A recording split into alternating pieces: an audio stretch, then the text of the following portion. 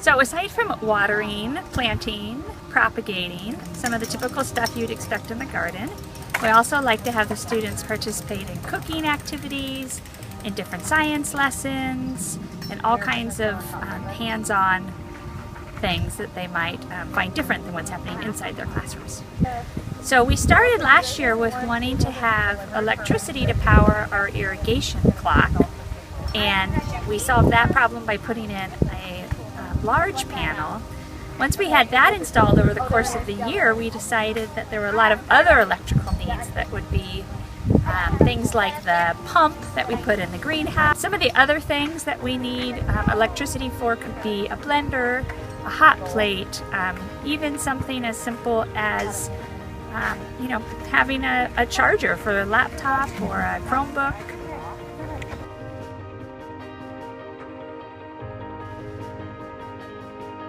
Her wishes into what we could do with the solar panels. For example, she wanted to run the irrigation systems and other systems to just help water the garden and help the plants live. And we wanted to convert those into ideas for the solar panels, but it was kind of hard to know which solar panels to go with what systems. And we ended up going with a Goal Zero battery and 2 different solar panels, one to run the irrigation and then one other separate system to run the rest of the activities that she wanted to have at this garden.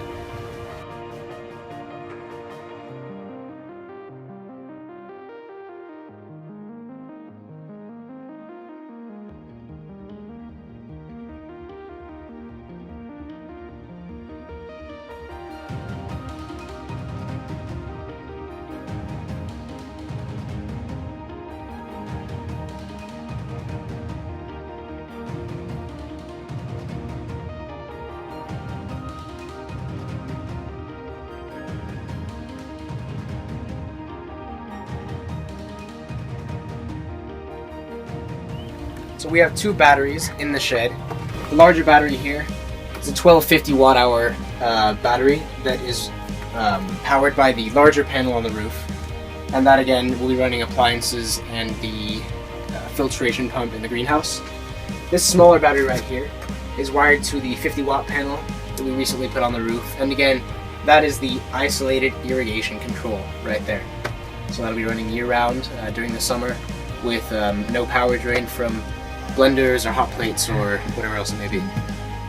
They can see the panels, they can compare the sizes, they can hypothesize about how much energy a large panel could collect, how much energy a small panel could collect. They could see how that energy is stored. We have a large battery in the shed now and a small battery, and they can start to have some elementary age appropriate experiences with solar power.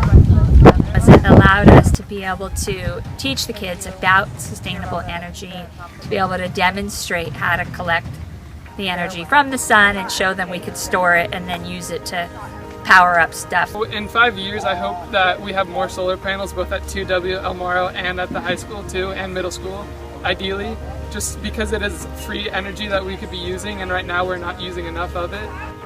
If I were to return in 5 years, I'd like to see a bigger presence of solar energy across the district.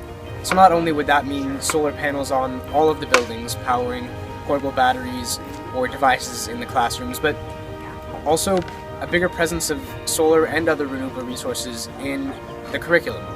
I think that renewable energy is a big topic that's going to be a massive field in the future that isn't really touched on that much, especially in high school classrooms. I'd like to see that change.